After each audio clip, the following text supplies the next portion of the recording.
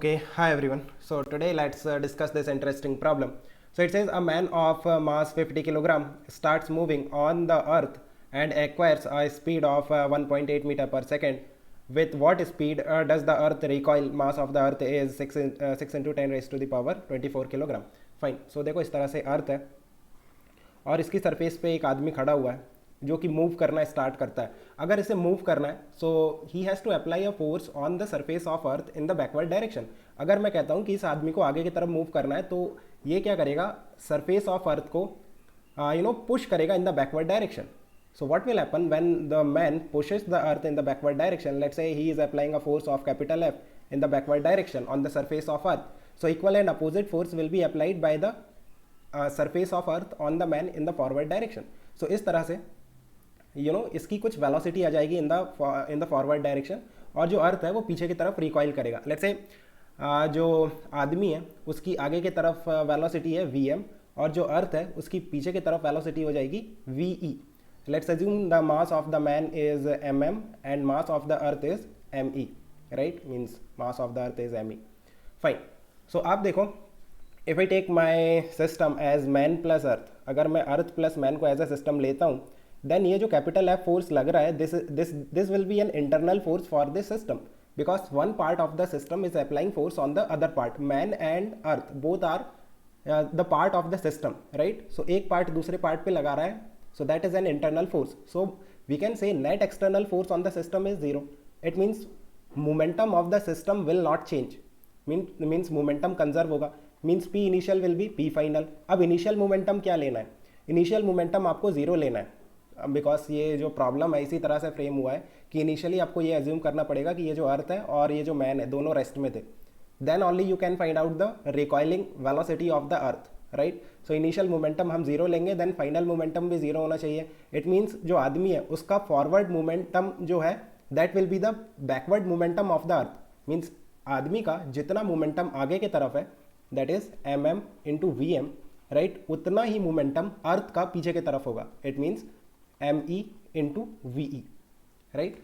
सो fine. देखो M M हमें पता है और एम ई भी हमें पता है. Now what about vm, velocity of man. क्या velocity of man 1.8 meter per second होगी? Of course not. आप देखो ये जो वेलोसिटी ऑफ मैन दे रखा है 1.8 मीटर पर सेकेंड, ये आपको दे रखा है विथ रिस्पेक्ट टू अर्थ, है ना, अर्थ के रिस्पेक्ट में दे रखा है. बट हम जब इस सिस्टम को स्टडी करेंगे तो जो मैन होगा और अर्थ होगा that will be two different part of your system. So आपको जो मैन की स्पीड चाहिए है दैट इज एब्सोल्यूट वेलोसिटी चाहिए, right, not with respect to the earth. यहाँ पे जो वेलोसिटी ऑफ मैन हमें लेनी है that will be absolute velocity. और हमें क्या दे रखी है? Velocity of man with respect to the earth. So velocity of man will not be equal to 1.8 meter per second. आपको मैन की एब्सोल्यूट वेलोसिटी निकालनी है क्योंकि अर्थ और मैन दो अलग अलग पार्ट हैं अभी इस सिस्टम के, राइट. फाइन. सो किस तरह से करेंगे? We know that velocity of man with respect to earth that is 1.8 meter per second. So what is this? vm plus ve means velocity of man with respect to earth. आप कैसे निकालोगे कि अर्थ की velocity पलट के man को दे दो. Means earth अगर रेस्ट में है तब जो मैन है वो कितनी वेलोसिटी से मूव कर रहा है. सो इस तरह से देखो, अर्थ पीछे की तरफ ve से मूव कर रही है और जो मैन है वो आगे की तरफ vm से मूव कर रहा है. सो if I say what is the relative velocity of the man with respect to the earth, so earth की वेलोसिटी पलट के हम मैन को दे देंगे, right. So that is vm plus ve. That is the relative velocity of the man with respect to the earth. That is given 1.8 meter per second, right. अब देखो हमारे पास दो इक्वेशन है, दो वेरिएबल है. ये आपका फर्स्ट इक्वेशन है और सेकेंड इक्वेशन कहाँ है? ये रहा सेकेंड इक्वेशन. और वेरिएबल्स क्या क्या है? vm और ve. हमें क्या निकालना है? हमें निकालना है recoiling speed of the earth, means ve निकालना है. सो एक काम करते हैं, यहाँ से पहले vm निकाल लेते हैं. vm कितना आएगा?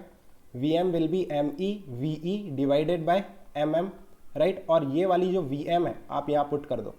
सो यहाँ पे जब आप पुट करोगे सो ve कॉमन आ जाएगा, ve कॉमन आ जाएगा. So me by mm plus 1 that will be equal to 1.8. So यहाँ से ve will be 1.8 into mm divided by me plus mm, right. Now this will be your answer. mm कितना दे रखा है? 50 kilogram दे रखा है और me कितना दे रखा है? me कुछ पावर में, right, 6 into 10⁻⁴ kilogram, 6 into 10⁻⁴ kilogram. So आप देखो जो ME है ना, that is greater than MM।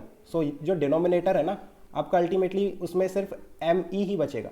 Actually इसका आंसर ना सेम आएगा, मीन्स अगर आप VM को 1.8 मीटर पर सेकेंड भी लेते हो ना, तब भी आपका आंसर वेरी नहीं करेगा, राइट, क्योंकि ME is greater than MM ये दे रखा है। अगर वेरिएबल फॉर्म में ये क्वेश्चन होता तब हम थोड़ा इसे चेक कर पाते कि what is the actual scenario, means which equation is valid, right. क्या ये जो स्पीड है ये विथ रिस्पेक्ट टू अर्थ दे रखी है या फिर एब्सोल्यूट दे रखी है? Generally with respect to the earth ही दे रखी होती है। So in that case you should proceed in this way. Fine, I think it's clear. Let me know if you still have any confusion, we can discuss further. Okay guys, keep working hard, best of luck, bye.